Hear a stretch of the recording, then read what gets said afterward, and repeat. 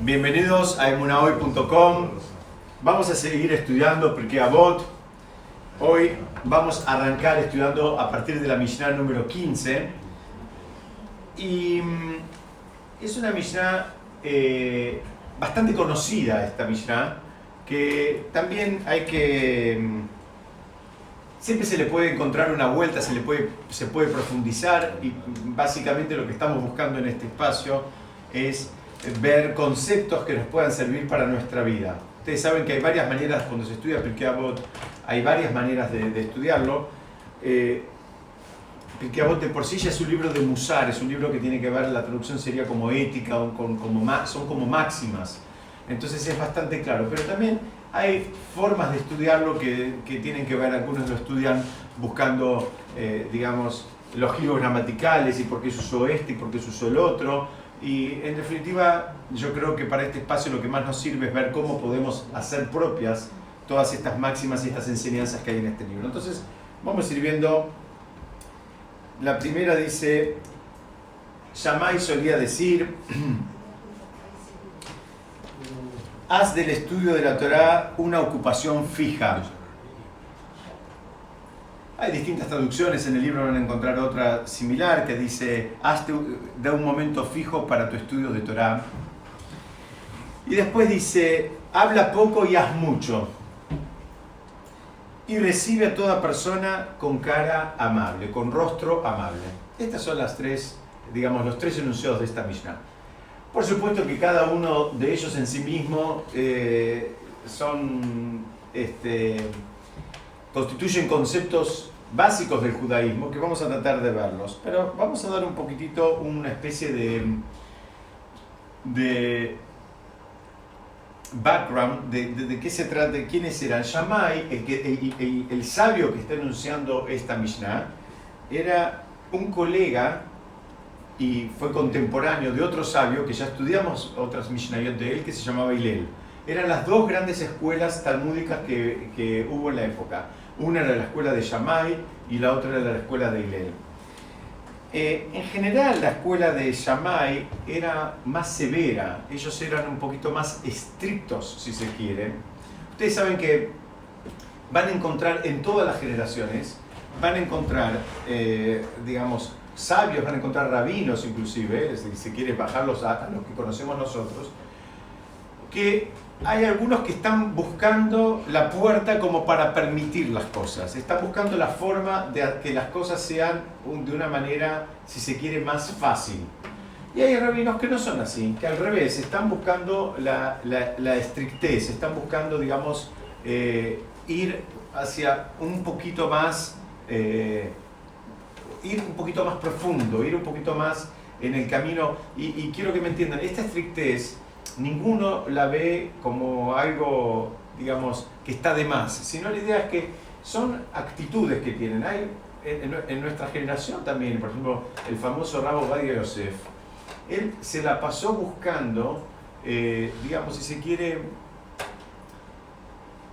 entre comillas, cuádruple comillas, permisos halágicos para, en muchos casos, simplificarle la vida a la gente. Ahora, eso no significa que él en su propia vida se haya posado en esos principios. Es decir, hay veces hay que entender que los sabios, cuando toman una decisión, hay veces están buscando el bien común, están buscando simplificar a la gente, simplificarle la vida. ¿Cómo? ¿Lo escuché? Hay veces también Shalom Bayit, muy bien, hay veces son cuestiones de... Hay veces hay... Lo ideal es enemigo de lo bueno, hay veces hay cuestiones que una persona quiere hacer las cosas bien y tiene el riesgo de estar llevándose puesto a toda la familia o a media comunidad, entonces hay que ir sopesando. Bueno, el protagonista, si se quiere, de este enunciado, que es Shammai, era de una escuela un poquito más severa, y... los discípulos de la otra escuela, que era Hillel, eran más modestos y eran más numerosos. De hecho, digamos, la mayoría de las halajot quedaron de acuerdo a la otra escuela, no a la escuela de Shammai, sino a la escuela de Bet Hillel. Ustedes saben que en las dos escuelas discutían, y en definitiva la halajot en la mayoría de los casos quedó como la escuela de Shammai. Ahora, esa severidad que había en la escuela de Shammai no era porque sí, era porque el maestro tenía esa actitud. O sea, en definitiva es algo que, si Dios quiere, al final de la clase lo vamos a tratar de relacionar con un concepto que viene, que tiene que ver con la perashá de esta semana. En definitiva, el maestro o el director de una institución, lo normal es que le dé una impronta al método de estudio y a la forma en que se estudia la institución. Digamos, si quieren, pásenlo a un jardín de infantes o un colegio primario en nuestra generación hoy en día. Bueno, si el director trabaja bien, el colegio tiene que ver con la mirada que tiene el director del concepto de la educación. Bueno, en el mundo de Torah también funciona de la misma manera. No son, digamos, no son cosas distintas, no son cosas ajenas. Para entender esta Mishnah, esta primera Mishnah que está planteando Shammai, vamos a repasar. Dice, haz del estudio de la Torah una ocupación fija. Después dice, habla poco y haz mucho y recibe a toda persona con rostro amable. Para entender esta, vamos a apoyarnos en otra Mishnah que sí ya estudiamos. Primero hay un concepto. Nadie tiene tiempo. La agenda de todos nosotros es así o todavía más cargada. El concepto del tiempo libre no existe. Nadie tiene tiempo libre.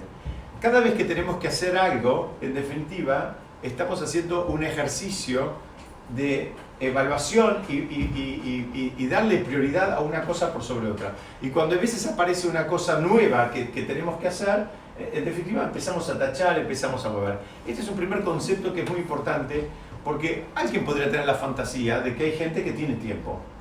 La realidad de las cosas es que la mayoría de la gente normal, que tiene una familia, que está en el circuito supuestamente productivo y está trabajando y está tratando de estudiar, y si se quiere está tratando de hacer tefilá con minyan y tiene su tiempo, su espacio de estudio, la realidad de las cosas es que no hay tiempo. No hay tiempo libre. Y fíjense que la Mishnah no te dice que, ¿cómo te puedo decir? Que aproveches el tiempo, sino te dice, hacete un tiempo. El lenguaje que usa es hacete un tiempo, porque en definitiva todos nosotros, el que más tiene la agenda, más cargada, menos cargada, cuando algo aparece y lo siente como importante, como una prioridad, el tiempo aparece. Empieza a mover cosas, cancela otras, y el tiempo aparece. Entonces ya Shammai entendió a 2000 y pico de años antes que nosotros, de que el tiempo uno se lo hace, no es que lo tiene. Si preguntamos si tenemos tiempo, no tenemos tiempo para nada. Siempre estamos cansados, siempre estamos agotados, siempre estamos con deuda de sueño, venimos atrasados en el trabajo, entonces no hay tiempo, uno se lo hace el tiempo. Entonces él empieza diciendo, mira, te tenés que hacer el tiempo. ¿Cómo es que la persona se hace el tiempo? ¿Cómo es? ¿Es magia que ahora la persona crea el tiempo? No es crear el tiempo. La persona se hace el tiempo para lo que la persona considera que es valioso, que es una prioridad. Si le parece que es importante, si es valioso, miren, simplemente para dar un ejemplo tonto, pero que nos va a ayudar. A la persona le duele la muela, tiene la agenda recontra tapada, pero tiene tiempo para ir al consultorio del odontólogo en el horario que el odontólogo diga. No es que dice, mira, ahora no puedo, ahora sí puedo. ¿Por qué? Porque ahora él siente la necesidad, le molesta, para él es importante resolver eso, empieza a tachar y cancelar otras cosas, empieza a cambiar esas prioridades, que un día antes, si le preguntaban antes del dolor de muela, no tenía tiempo, ahora el tiempo apareció. Muy bien, ese concepto también hay que aplicarlo al mundo de Torah. Todo el mundo que está, insisto, trabajando, estudiando, que tiene una familia, que tiene que hacer todas las cosas que más o menos cada uno en mayor o menor medida hacemos todos los días. Si nos preguntamos desde un lugar teórico, nadie tiene tiempo de estudiar, nadie tiene tiempo, todos tenemos que trabajar y el tiempo no alcanza en el trabajo, entonces ¿cómo me alcanza? Bueno, acá viene Shammai y te dice, mira, hacete un tiempo y hacete un tiempo fijo. Hay una historia dicen que una vez una persona que fabricaba zapatos, una historia de la época de los 250, 300 años atrás, entonces fue a ver a su rebe hasídico. Entonces este hombre le dijo que no tenía tiempo para estudiar, porque estaba todo el día fabricando zapatos. Entiendan que era un fabricante de zapatos artesanal, un fabricante con las manos, no que tenía una planta industrial. Entonces dice que el Rebbe, cuando esta persona estaba argumentando que no podía estudiar, que no podía ir a rezar, digamos, en los horarios, etcétera, etcétera, porque estaba muy abocado a su tarea, dice, yo entiendo por qué la gente pone los pies en los zapatos. El Rebbe le dice, pero lo que no entiendo es por qué vos ponés tu cabeza y tu vida en los zapatos también. Como que la enseñanza que hay, a veces parece un poco naif, porque alguien me va a decir, no, pero yo no tengo tiempo porque tengo esto y lo otro. Si se quiere, nadie tiene tiempo y todo el mundo tiene tiempo. Es un tema de considerarlo valioso y considerarlo como algo importante, y ahí, digamos, los espacios empiezan a aparecer. Los espacios se generan. El tiempo se hace. Exactamente, eso es lo que está diciendo. Fíjate que Shammai te dice, hacete un tiempo. No te dice, del tiempo que ya tenés, te lo tenés que hacer. Le decía que para estudiar esta Mishnah nos vamos a apoyar en una Mishnah que sí ya vimos, que es la número 2, creo que si no me equivoco, la número 2 que la vimos al principio, que dice que Shimon HaTzadik dijo, fue de los últimos sobrevivientes de la gran asamblea, y él solía decir, el mundo se sostiene sobre 3 cosas. ¿Cuáles son las 3 cosas? La Torá, el servicio a Hashem y los actos de bondad. ¿Se acuerdan que eso lo estudiamos hace tal vez un par de meses atrás? Entonces, para entender lo que hoy estamos estudiando, explican que el enunciado de Shammai, el que vimos hace un minutito, está como en alguna medida desmenuzando, explicando y ampliando este enunciado. ¿Ok? Si llegan a necesitar, síganme de adentro del libro. Yo igual vamos a ir mirándolo. Algunas cosas se van a acordar los que estuvieron en su momento. Nosotros vimos que esa Mishnah hablaba de 3 cosas, ¿no? De formar muchos alumnos de Torah. Muchos alumnos se refería al estudio de Torah. Se hablaba también de levantar un cerco en torno a la Torah que tiene que ver con el servicio divino. Y también después seguía enganchando. Yo estoy rebobinando un poquito cosas que ya estudiamos, ¿no? Y ser prudentes en el juicio. Tiene que ver con el Gesed. Entonces, vimos que las 3 pilares sobre los que se sostiene el mundo, que son la Torá, la Bodá, el servicio divino, y los actos de Gesed, también tenían una vuelta de rosca. Yo no voy a repetir todo porque ya lo estudiamos en su momento, pero tenían que ver con una lectura que habíamos entendido que cuando hablaba de formar muchos alumnos se refería a, digamos, a profundizar en el concepto de Torah, que es uno de los pilares sobre los cuales se sostiene el mundo. Cuando la Mishnah habla de hacer un cerco en torno a la Torah, hablaba sobre el servicio divino, que ese cerco significa que te cuida, que no te salís, que tenés un contexto, que tenés un marco. Y hablaba de ser prudentes en el juicio por el concepto que es una de las formas de hacer Gesed. Dar, digamos, el beneficio de la duda a otra persona también es un acto de bondad. Ahora, siendo que el primer pilar tiene que ver con la Torá, entonces viene Shammai y te dice, mira, si entendés que uno de los pilares que sostienen al mundo es la Torá, bueno, también es importante que si eso realmente para vos es un concepto importante, que vos también te hagas un tiempo y lo vivas como algo, digamos, aspiracional y posible.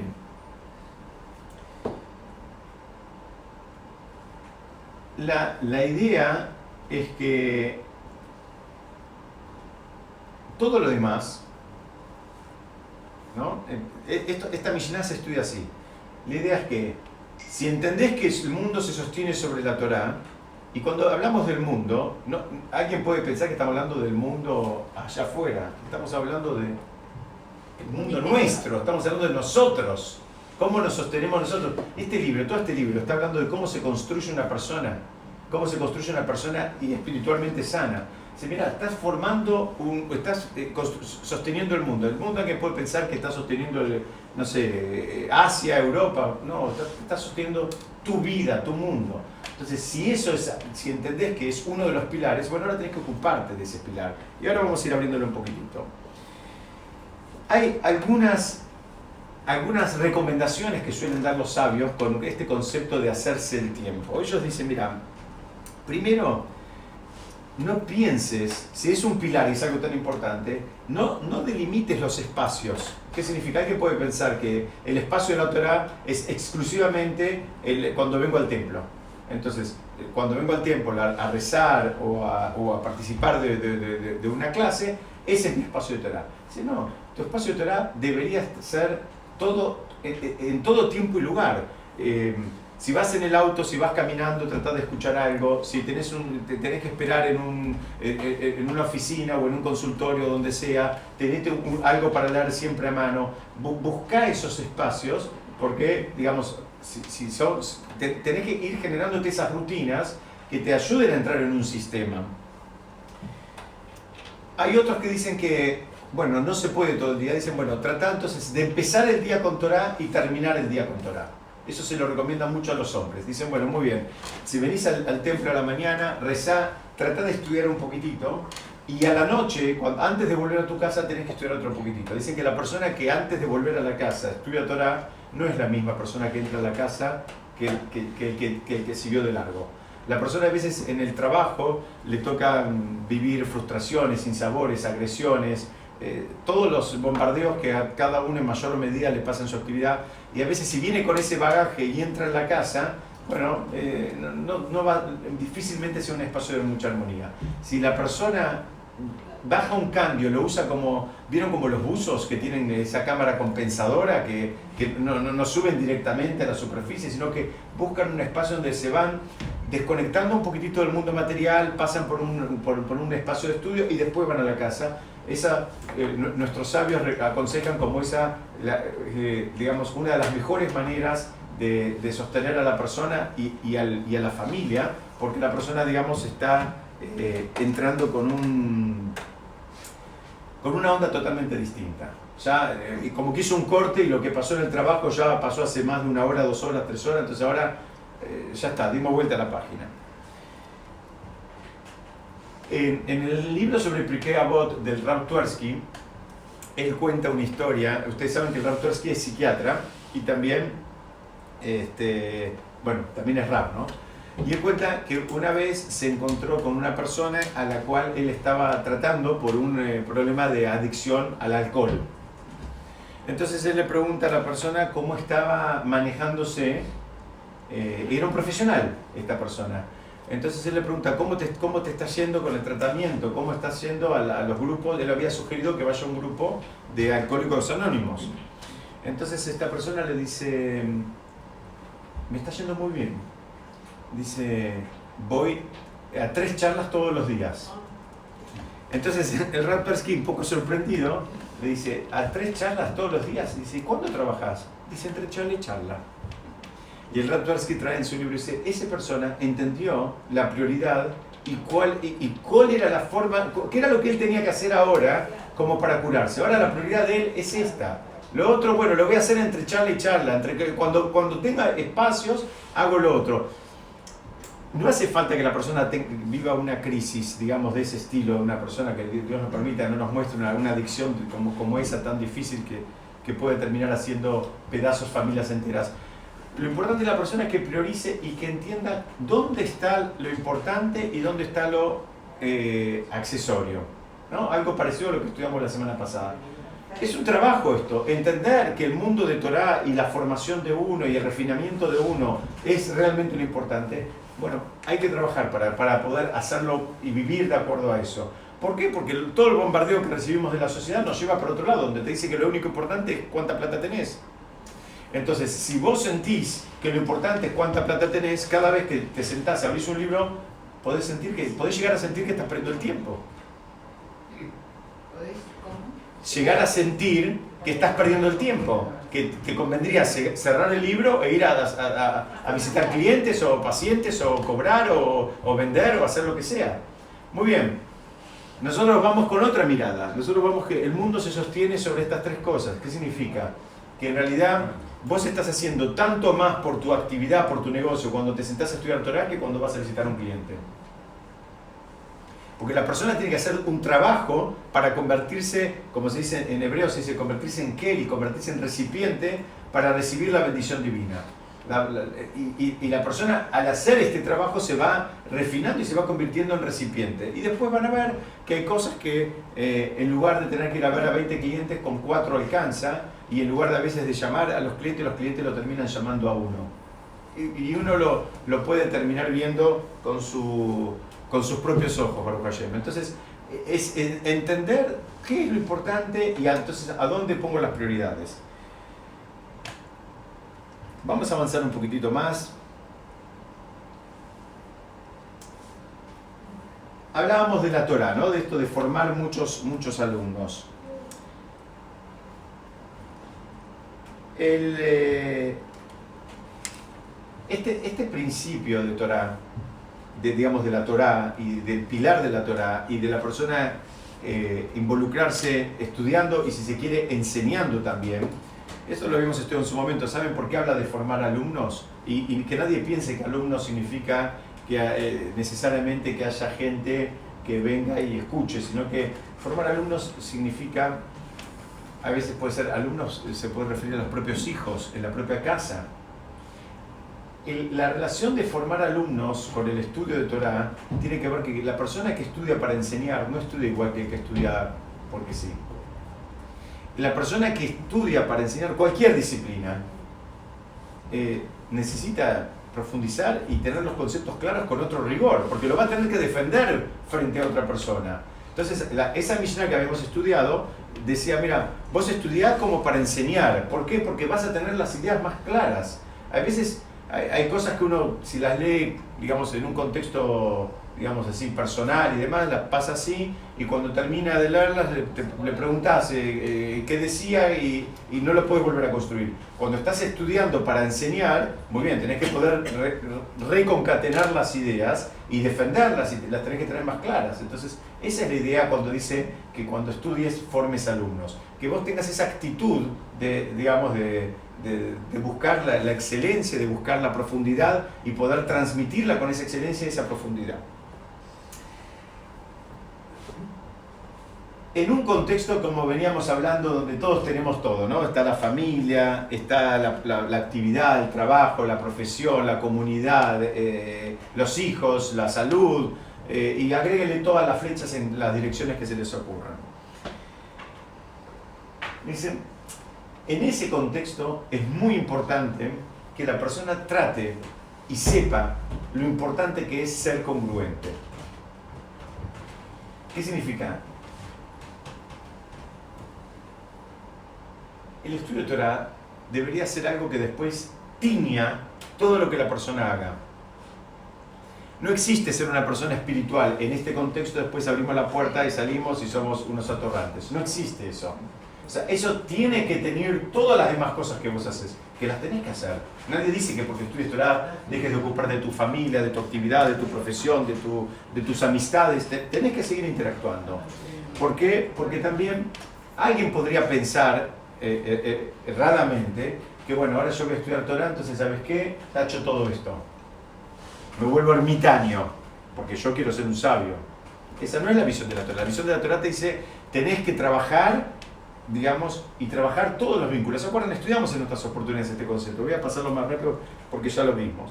Entonces, el concepto es ser congruentes aún en todas estas interacciones, que no es fácil, ¿no? El ejemplo que siempre damos es cómo hace la persona para mantenerse espiritualmente elevada cuando tiene un cliente que no le paga.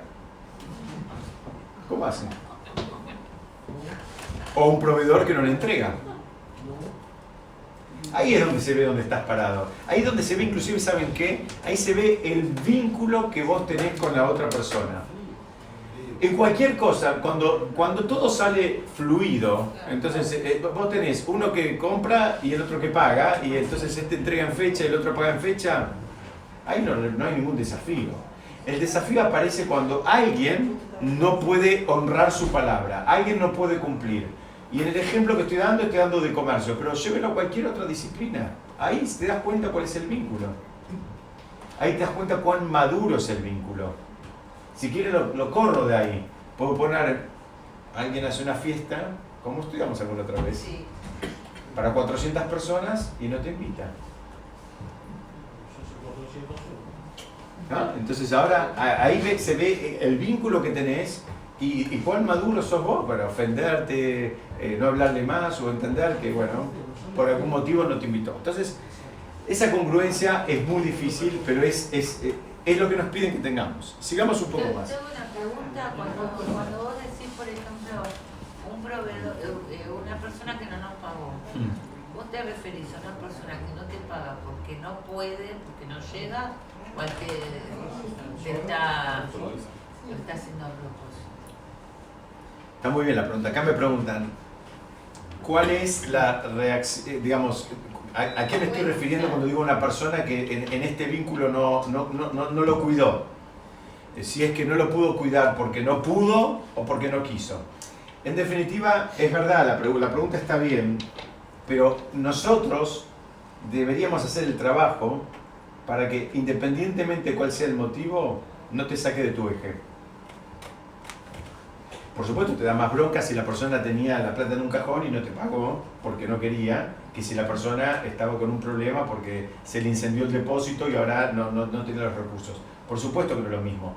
Pero en el desafío y en el trabajo de la persona debería ser exactamente lo mismo. ¿Qué significa esto? Es entender que si el otro no pagó, en definitiva no es él. Viene de arriba. Es Hashem. Uno puede alejarse de personas. Muy bien, muy bien. Nadie te pide que te tenés que cuidar. Nadie te pide que al otro día le mandes otro camión y al otro día le mandes otro camión y al otro día le mandes otro camión. Nadie te pide eso. Pero lo que se pide es que la persona no se vuelva loca. No se vaya de su eje. No pierda, digamos, su supuesta, digamos, altura espiritual conseguida por una cuestión comercial. ¿Por qué? Porque en definitiva también es un concepto de entender, es que no es el otro. No es él el que no te pagó. De arriba organizaron las cosas para que ahora ese desafío se presente en tu vida. Vamos a seguir estudiándolo, si Dios quiere se va a entender un poco mejor.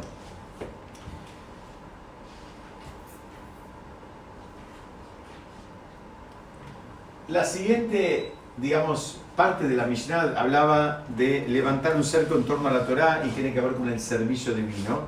¿Qué significa servicio divino? Tiene que ver con la acción, ¿no? La primera parte estaba hablando del estudio y demás, ahora ya te está hablando de algo que tiene que ver con la acción. Y viene acá y te dice, la Mishnah nuestra, te dice, habla poco y haz mucho. ¿Cómo les suena esta Mishnah? Dice, mira, habla poco y hace mucho. Y los comentarios en general traen dos ejemplos. Uno de la historia de Abraham. ¿Se acuerdan cuando Abraham lo vienen a visitar estos tres supuestos personas viajantes que eran tres ángeles que lo vienen a visitar? Abraham les dice, les voy a preparar alguna cosita para comer, pero después el relato trae que le hizo Shejitá, mató a tres animales. Abraham habló poquito, dijo voy a hacer algo mínimo y después hizo un banquete. Ese es el ejemplo de lo que la persona tiene que hacer. La persona, decimos en el Kiddush, todos los Shabbatot, decimos Asher bara Elohim la'asot. Este es un mundo que Hashem creó para que hagamos cosas. Las cosas hay que hacerlas, no hay que hablarlas. No porque voy a ir, no porque voy a hacer, no porque voy a llamar, no porque voy a visitar, voy a hacer, llamar, visitar, andar. ¿Sí? Entonces, el otro ejemplo que traen para entender alguien que habló mucho y no hizo nada es Efrón. Efrón era el que le vendió a Abraham la famosa Meharata Maspelá para enterrarla a Sará. Y en el diálogo, Efrón primero le dice, no, andá a enterrar a tu muerto, no hace falta que me la compres, no. Bueno, se hizo el generoso, habló mucho, al final le terminó cobrando 400 monedas de oro de la época. Entonces ese es el ejemplo del otro, que se hace generoso, que ofrece cosas, que dice que va a hacer cosas, que hace cosas y al final no terminó haciendo nada de todo eso. Entonces, en un principio esto es una Mishnah que aparece bien clara, ¿no? Que todos quisiéramos tratar de encolumnarnos deberíamos querer encolumnarnos en este camino. hay un concepto también que va por este lado, que también es muy fuerte. Dicen que la persona,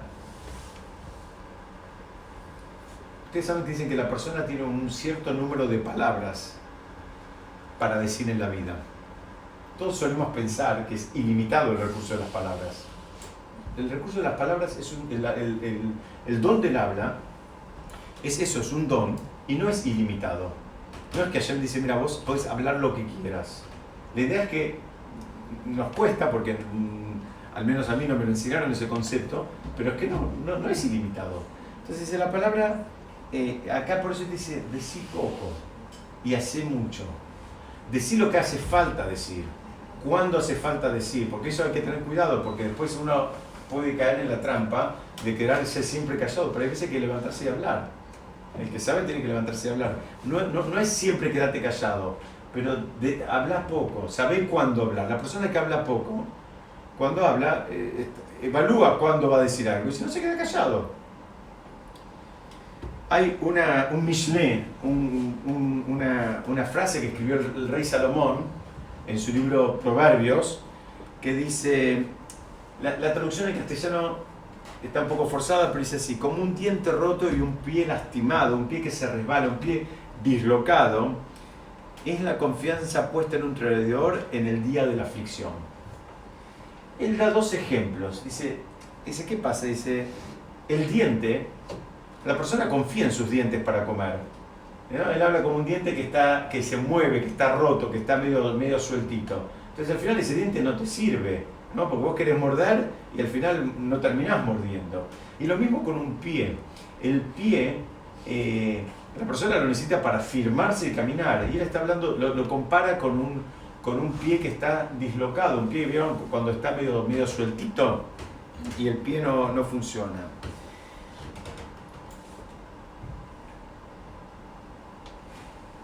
Dice, con este versículo del libro del Mishneh, explican este concepto de la persona que habla mucho y después hace muy poco, que no hace acorde.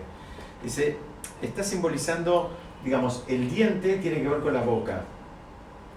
Entonces, él habló mucho, pero falló en las dos cosas. Falló lo que habló y falló lo que hizo. El pie simboliza la acción, el movimiento.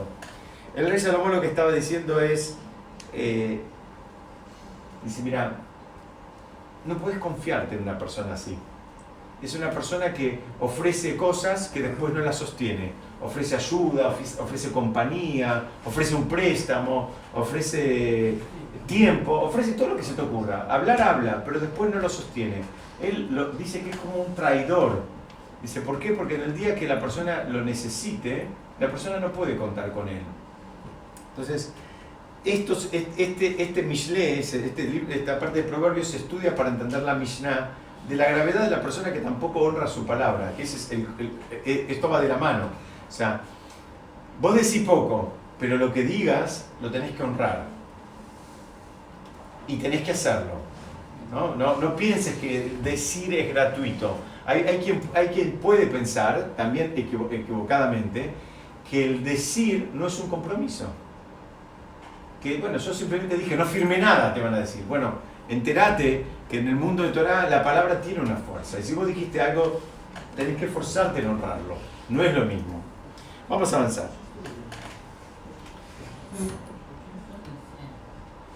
Con respecto al Gesed, que era otro de los pilares que venimos relacionando una Mishnah con el otro, esto es algo que ya lo insinuamos un poquitito. ¿Cómo funciona este Gesed en un contexto de estudio de Torah, que nos está diciendo que te hagas un tiempo del estudio de Torah? ¿Sabes qué? El Gesed significa no te vuelvas ermitaño, no pienses que ahora quiero ser excelente, entonces me quedo solamente con un grupete, digamos, de estudiantes de elite y al resto no le hablo. Tenés que interactuar, tenés que bajarlo, tenés que pasarlo, tenés que trabajarlo, tenés que abrirte. No pienses, la Torah no es como otras disciplinas. La Torah es algo que es, solamente vamos a vivir mejor cuando todo el mundo esté mejor. Y decía la Mishnah al principio, si me siguen, decía, y recibe a cada persona con rostro alegre. ¿No? ¿Qué es esto de recibir a cada persona con rostro alegre? ¿Qué tiene que ver esto, recibir a la persona con rostro alegre, con todo lo que estamos estudiando, la importancia de estudiar Torah y del mundo, que sostiene el mundo, y los actos de bondad y el Gesed y cómo se encadenan uno? ¿Qué pasa ahora con recibir a toda persona con rostro alegre?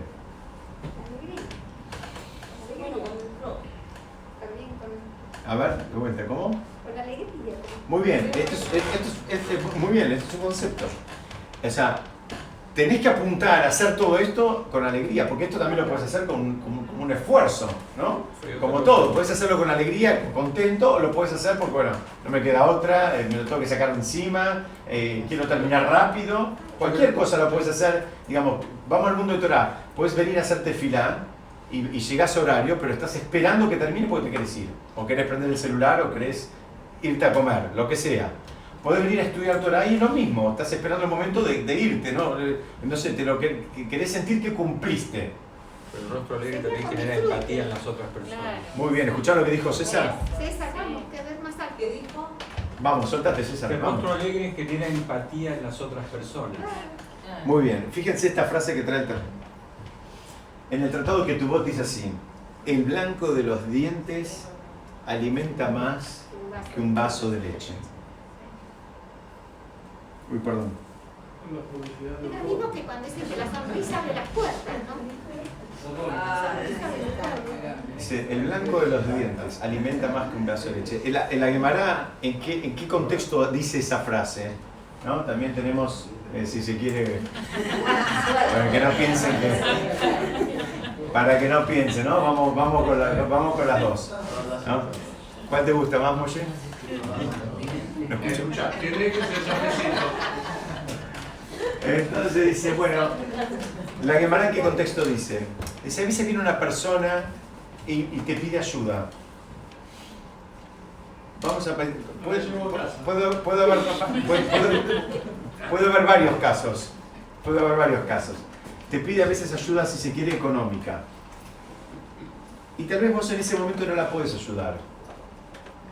Pero decir una palabra de aliento y mostrarle tus dientes, como una especie de mostrarle tu sonrisa, buscar la empatía que estaban diciendo acá. Dice, eso alimenta más que si le hubieses dado un vaso de leche. Porque también podés ir a la otra. La persona puede ser que sí lo pueda ayudar y puede meter la mano en el bolsillo, le da lo que le da y le dice, chao, gracias, que tenga suerte. Ahí le diste la plata, pero te perdiste la oportunidad de darle un alimento que es mucho más que un alimento, digamos, material. Es mucho más que un alimento material. ¿Por qué?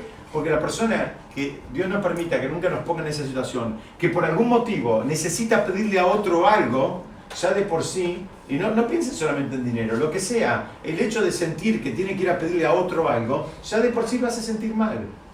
Lo hace sentir como que, digamos, salvo que esa persona haya trabajado mucho sus midot y entienda que ninguno de nosotros es perfecto y que todos necesitamos de las demás personas y que todos interactuamos en una sociedad porque todos necesitamos en algún momento más, en algún momento menos. Pero la persona que no trabajó sus midot, él piensa que debe ser Superman, entonces cuando tiene que ir a pedirle a otro algo, cualquiera esta sea la cosa, se siente mal. Como se siente mal, cuando vos le mostraste los dientitos, cuando vos le contestaste con una sonrisa, como dice la Mishnah, recibiste a todos con un rostro amable, bueno, muy bien, vos estás ayudando a que esa persona no se sienta tan miserable. Aparte, porque pide a una persona no quiere decir que ella es una persona. No, nadie dijo eso, absolutamente de acuerdo. Y no pienses solamente en términos materiales. No pienses en términos materiales. A veces la persona que te está viniendo a pedir, te está viniendo a pedir un consejo, te está haciendo una pregunta, no pienses solamente que hay alguien que recibe y otro que da en términos económicos. A veces también es el escuchar. A veces una bueno, persona está absolutamente. escuchada. Fíjate que la Mishnah dice, recibe a toda persona con rostro amable. Independientemente que le hables o no, recibirla con rostro amable. ¿Sí? Entonces, no, lo que pasa es que por un momento pensé en estas personas que piden por la calle. Perdón, estas personas que piden por la calle que muchas veces sinceramente están sucios, alcoholizados o no, pero están en una situación de calle y que la gente cuando les da así, o si no existieran, o pasan delante de ellos como si no existieran. Y yo siempre pienso, son personas, no importa, o sea, sí importa obvio su situación, ¿no? Pero son personas, o sea... Bueno, hay que trabajarlo eso, hay que trabajar esa sensibilidad para llegar. Entonces, vimos el tema del rostro alegre, ahora espero que lo pongamos en práctica, ¿no? Y ahora estemos todos... Eso puede ser, eso puede ser. Sí. Lo otro era demasiado. Esto es más posible, ¿no?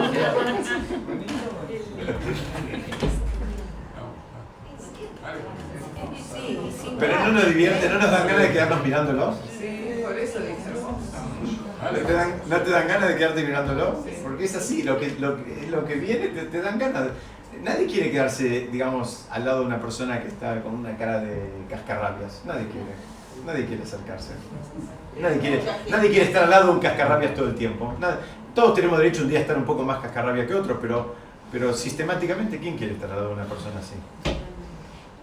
Y al revés, si cada vez que alguien te recibe con una sonrisa, ¿no es algo lindo? Bueno, sigamos un poco.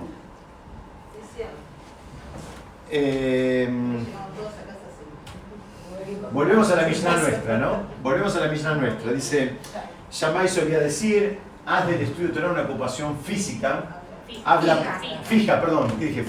Fija. Dice, habla poco y haz mucho y recibe a toda persona con cara o rostro amable. El Ben Ish Chai es un sabio que vivió entre Bagdad e Israel, murió en 1909, un sabio cabalista, y él dice, él estudia de otra manera esta Mishnah. Y él dice así, dice, la persona que estudia, digamos, con los motivos correctos, ¿se acuerdan que vimos ya, ¿no? Hay distintas formas de estudiar. Hay quien estudia para cancherear, hay quien estudia para que lo llamen rabino, hay quien lo estudia porque vive de eso, le pagan por estudiar, y hay quien estudia porque entiende que el estudio es una de las formas en que uno se apega con Hashem. El trabajo nuestro es conseguir ir apegándonos cada vez más con Hashem, ir acercándonos cada vez más a Hashem. Y en ese trabajo, bueno, la manera de hacerlo es ir conociéndolo un poquitito más, entendiendo un poco más, ir sabiendo un poco más de lo que tenemos que hacer. O sea, hay muchas cosas que si la persona no las estudia no las va a saber, y no significa que la persona es inteligente o es tonta. La persona puede tener un coeficiente intelectual muy grande, pero si por ejemplo no estudió las leyes de Shabbat o las leyes de Kashrut, no las sabe, punto. No significa que es tonta, no las sabe porque hay que estudiarlas porque tienen su propia lógica, su propia dinámica y hay que estudiarlas. El que no estudió no las sabe. Entonces el Ben Ish Chai dice, aquella persona que estudia con con la intención, con la motivación adecuada,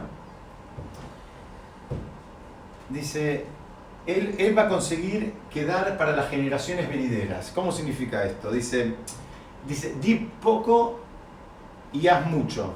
Dice, porque no hace falta que él diga mucho. ¿Por qué? Porque esa persona que estudió llegó a un nivel que al final los demás lo van a terminar citando a él.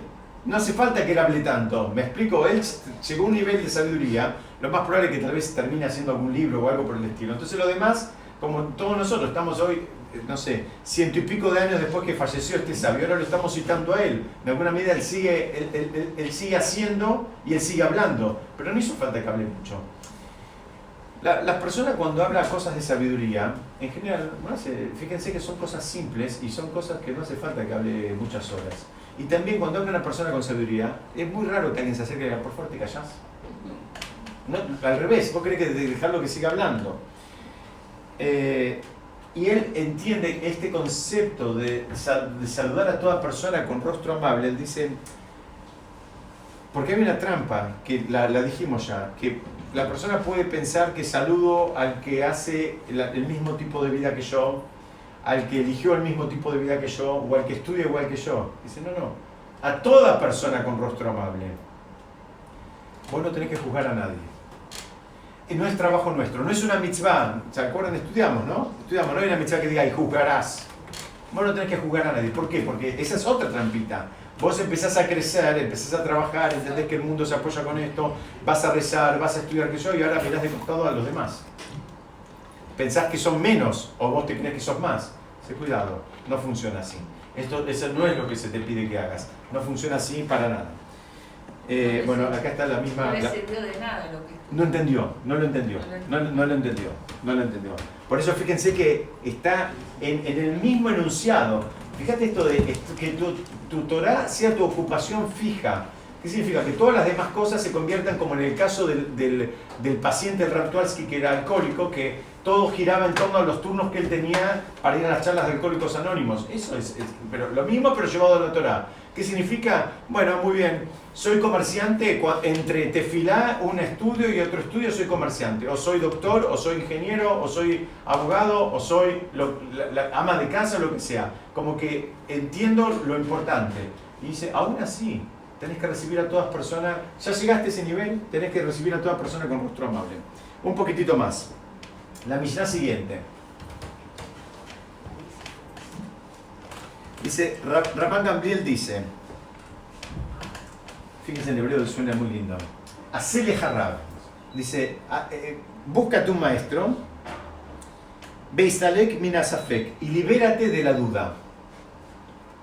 Beal tarbe le hacer amudot, dice, y no acostumbres a calcular el diezmo aproximadamente.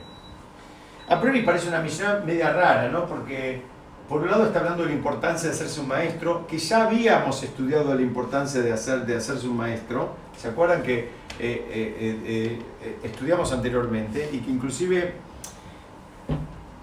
acá dice, búscate un maestro, pero en hebreo dice, hacele harrab. Dice, vos hacelo al otro tu maestro. Hay varias maneras de estudiarlo. Una es esa, que vos lo consideres al otro tu maestro, que es muy importante. Y de vuelta, hay gente que puede pensar, bueno, no, para que sea mi maestro tiene que ser tiene que tener más edad que yo, o ser más inteligente, o ser más esto, ser lo otro. No, lo que hace falta para que sea tu maestro es que vos lo elijas que es tu maestro. Vos elegís de quién aprendés y vos lo considerás y lo apreciás y entonces lo valorás y le das su lugar. Y dice, y libérate de la duda.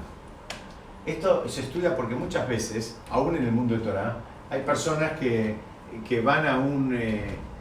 ustedes saben que es como todo, ¿no? Uno, en definitiva, cuando alguien va a preguntar algo, uno sabe de antemano cómo le van a contestar, ¿no?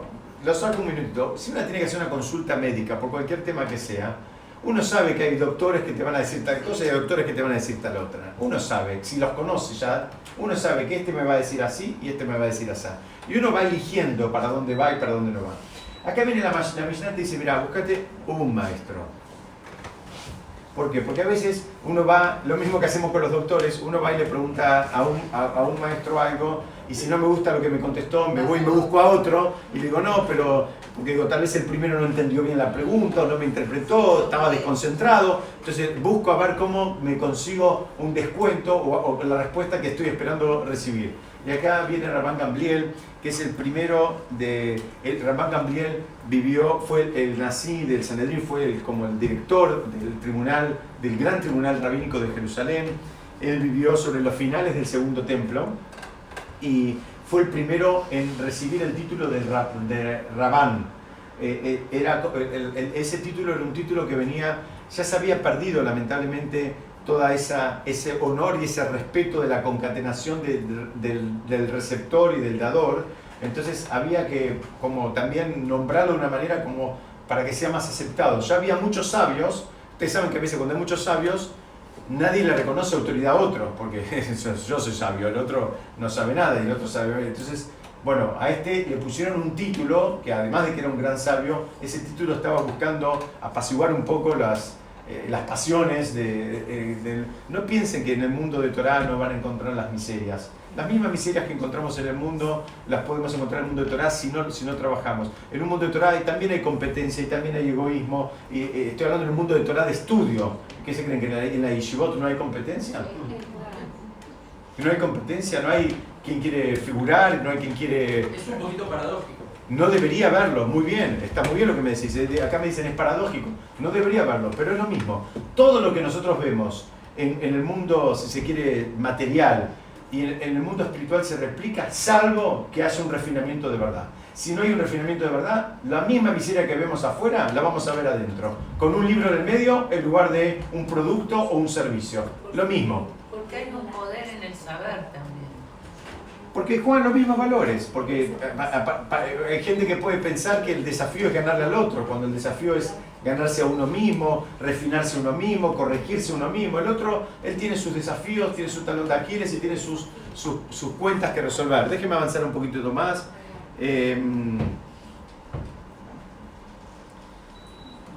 Fíjense esta última parte donde dice, y no acostumbres a calcular el diezmo aproximadamente. Uno puede pensar, ¿qué tiene que ver con esto que estamos hablando antes? ¿No? O sea, estamos hablando antes de elegir un maestro, que te hagas un maestro, que eso te libere de la duda. Y acá te habla de una cuestión, si se quiere, económica y técnica, ¿no? ¿Por qué? ¿Qué significa calcular el diezmo aproximadamente? Ustedes saben que la persona de lo que recibe, hay un 10% que no es de él, ¿no? Esto sería como un impuesto recaudatorio. Nosotros seríamos como agentes de recaudación, que es una plata que no la podemos usar. Este es un concepto muy importante, porque habitualmente cuando algo entró en nuestra billetera, ya nos cuesta que salga. Y pensamos que es nuestro. Y más si nos llevó mucho esfuerzo y amor y dedicación y horas conseguirlo. Entonces ahora entró la plata y decimos, no, esto es mío. Bueno, la mala noticia que tengo para darles es que de todo lo que nos entra a nosotros, nos podemos quedar con el 90% nada más, pero hay un 10% que no es nuestro. Ese 10%, aún en esta generación, alguien que nadie piense que porque no está el templo se puede, eso se llama el maaser, es el diezmo, y la persona no lo puede usar esa plata. Y esa plata, si la persona Hasu Shalom la usa, no tiene verajá, no tiene bendición. ¿Por qué? Porque es una plata donde Hashem diseñó un mundo donde con ese dinero el mundo mantiene un cierto equilibrio. ¿Qué significa? Con esa plata se sostienen personas enfermas que no pueden pagar el tratamiento, personas pobres que no tienen para vivir, se sostienen casas de estudio, templos, etcétera, etcétera. Esa plata inclusive tiene tiene una kedushá, tiene una santidad. ¿Qué pasa? La persona la usa para cambiar su auto. Bueno, está equivocado, porque esa plata no era de él. En algún punto él está, entre comillas, robando, y él está robando no solo al pobre, a la comunidad y demás, sino... Así estudia el Talmud, en la definitiva le está robando a Hashem, porque Hashem en el diseño que hizo del mundo dijo, mira, vos puedes usar el 90%, este 10% no lo puedes usar. Y ahí explican los jajamim, ahí empiezan a aparecer cosas cuando hay veces se empiezan a romper cosas y hay que arreglar y aparecen siniestros, etcétera, etcétera, es porque hay un dinero que uno no tenía que usar y en definitiva no va a tener provecho de ese dinero.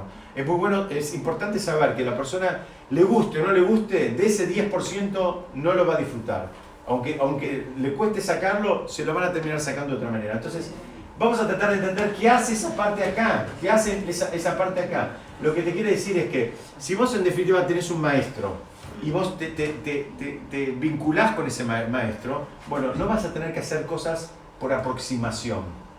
Hacer el diezmo por aproximación es decir, ay, yo no sé bien cuánto vendí o cuánto cobré, si cobré así, bueno, hacer las cosas más o menos es porque en definitiva o no encontraste un maestro bien o vos no te entregaste al maestro para generar un vínculo de confianza donde las cosas termines sabiendo qué es lo que está bien y qué es lo que está mal.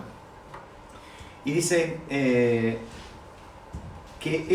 esta Mishnah hizo falta repetirla, es algo que también estudiamos ya al principio, en las primeras. Dice, hubo 100 años de diferencia. Dice, hizo falta repetirla, ¿por qué? Porque este concepto de hacerte un maestro, ya en su momento a la gente le costaba. Ustedes saben que a veces, cuanto más inteligente es la persona, le cuesta más reconocer que hay cosas que le tiene que consultar a otro. Y en el mundo de Torah funciona así. Hay grandes sabios que van y le consultan a otros grandes sabios que tal vez... le cuesta. Claro. No, es así. Cuanto más inteligente le debería costar menos, pero de vuelta, si no trabajó sus midot le cuesta más. Porque ir a consultar significa que yo no soy Superman. Pero los grandes sabios de Israel en esta generación son consultados de todo el mundo. Y acá mismo funciona, que alguien le consulta al otro, porque esa es la manera en que funciona.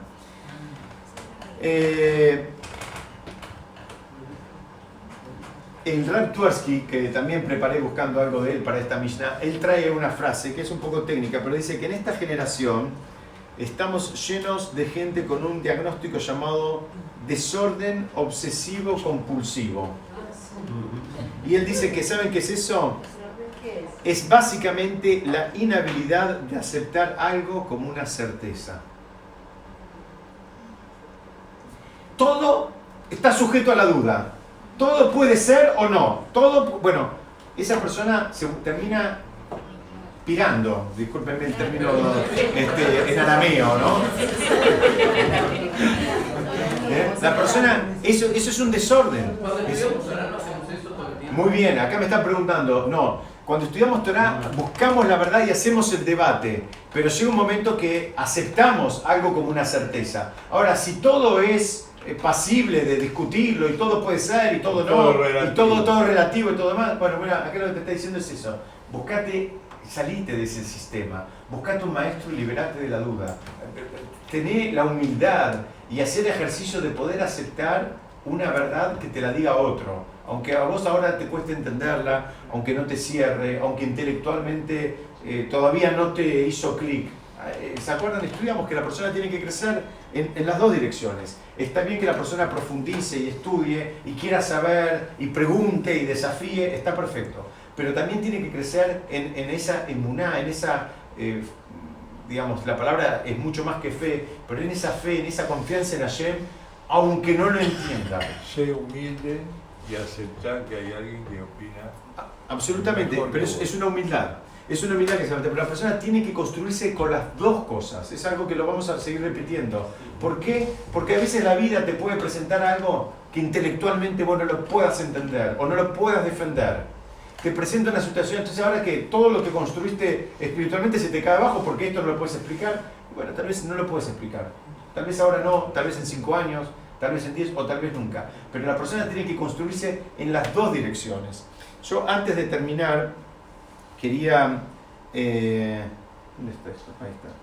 Quería compartir con ustedes una o dos ideas de esta perashá que me parece que nos van a ayudar mucho para terminar de estudiar esta Mishnah. Yo las grabé, mandé los audios, si tienen chance después escúchenlo.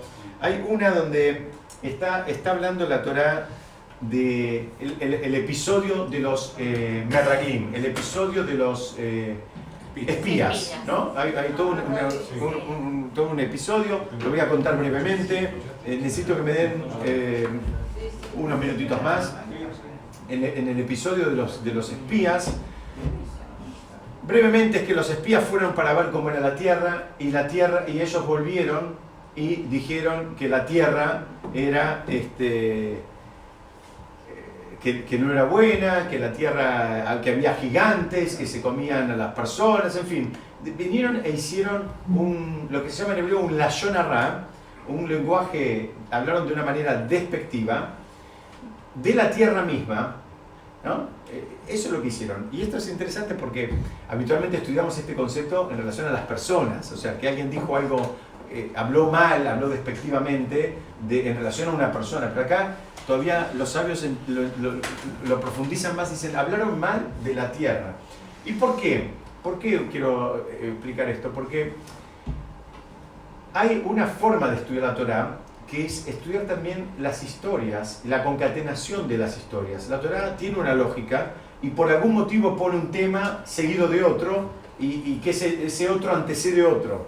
Dice, el tema anterior al de los Meraglim, al de los espías, es el tema cuando Miriam habló junto con Aarón, hablaron despectivamente de Moshe y ella fue castigada, ¿no? La Torá ahí hace todo un relato y pormenoriza cómo ella fue castigada, le salió en hebreo se dice tzarat, que es como una reacción en la piel mal traducida como lepra, pero que es una enfermedad de origen espiritual, que tiene que ver por haber hablado mal, y que Moshe hace tefilá para que se cure, y que el campamento la esperó, todo el viaje, todo el mundo la esperó una semana hasta que se curó, y después siguieron, etcétera, etcétera. Entonces el Rav Wolbe trae algo muy interesante, dice, mira, este episodio de estos espías viene inmediatamente después del episodio de Miriam, como diciendo, Miriam tropezó con el problema del habla y ellos vienen atrás y tropiezan de vuelta con el problema del habla. Y este es un concepto muy importante. ¿Por qué? Porque la persona, de vuelta, que está trabajando espiritualmente, debería aspirar a aprender, escuchen bien esto, aún de experiencias ajenas. La persona simple solo aprende de sus propias experiencias. El sabio tiene que poder aprender de lo que pasa alrededor, de las experiencias de los demás. Si vos tenés una persona que, qué sé yo, hizo un negocio inmobiliario y le fue muy mal con determinada empresa, bueno, eso lo tenés que hacer propio y cuando te ofrecen un negocio con la misma empresa decir no. Pero ¿qué pasa? Hay algunos que dicen, no, a mí no me va a pasar. ¿Cómo? Es una omnipotencia. Absolutamente. Pero no solo es omnipotencia, es desaprovechar la oportunidad. El desafío es crecer con experiencia. No hace falta que vivamos todo para que sepamos todo. Hay un camino más económico. Hay un camino que podés llegar a través del conocimiento. Podés aprender de los libros y no tener que transitar esas experiencias. Y eso es lo que les pasó a ellos. Yo para terminar simplemente quería compartir con ustedes, ahí dice la Torá dice que este es un concepto que lo explica el Ram Mansur, y él dice que los días esos, cuando ellos fueron, dice, Bayamim, Beayamim Yemé Bikure Anabim, que eran, ¿se acuerdan cuando éramos chicos? Tal vez vieron todos los libros que los espías venían cargando con uvas. ¿Por qué? Porque ahí Moshe el Pasuk dice que eran días de la época de recolección de las uvas. Entonces, de las primicias de las uvas. Bikure Anabim quiere decir, estaban cosechando las primeras uvas. Entonces, el Ram Mansur trae una explicación, dice, mira, lo estudia de otra manera. La palabra Anabim, para lo que queremos estudiar, se escribe con una I, pero se escribe, si la vocal se escribe así. Ain Nun Bet Mem. Él dice, Bikure Anavim, quiere decir, Bikure quiere decir las primicias, pero también quiere decir lo anterior, lo primero y lo anterior, o si quiere lo que está primero. Entonces fíjense cómo estudian los sabios de la Kabbalah. Dicen, estudian, ¿qué eran los días esos? Los días serían las letras que están antes de la palabra Anavim. Entonces la letra que está en el abecedario, esto para que me sigan hace falta que me acompañen un poquito en hebreo, pero para el concepto lo vamos a ver también. La letra anterior a la Ain es la Samach, la anterior a la Nun es la Mem, la anterior a la Bet es la Aleph y la anterior a la Mem es la Lamed. Y Samael es uno de los nombres del Satán. Del Satán, del Yetzer Hara.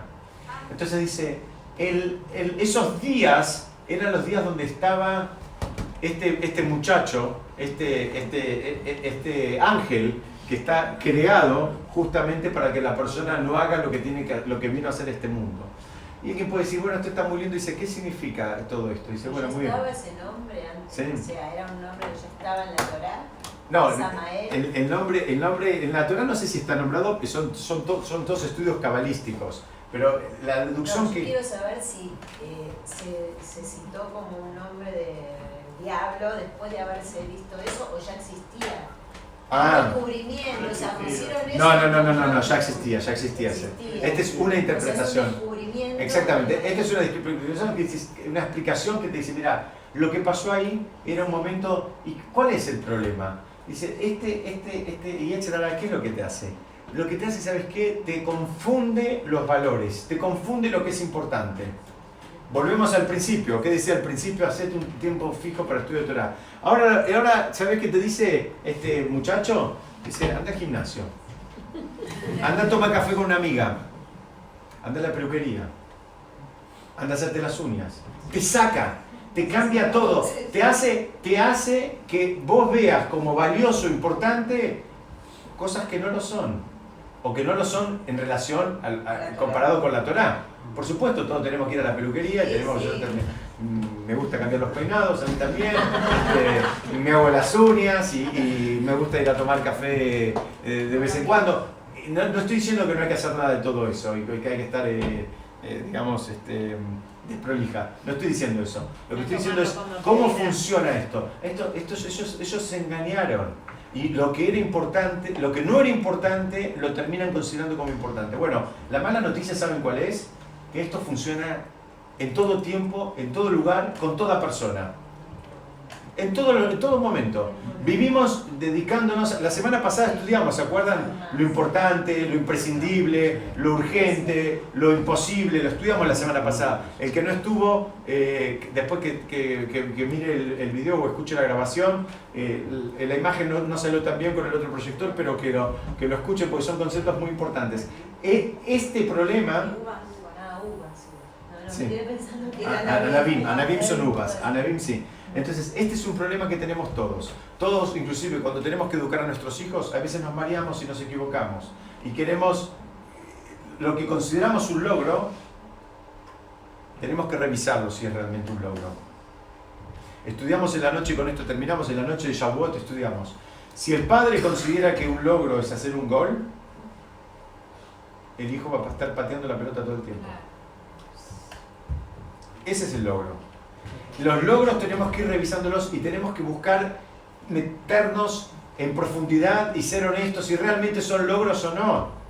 Porque los incentivos que recibimos de afuera tienen relación con cosas que, créanme, la mayoría de la gente piensa que hay logros que no son logros y no son logros para el mundo de la Torá.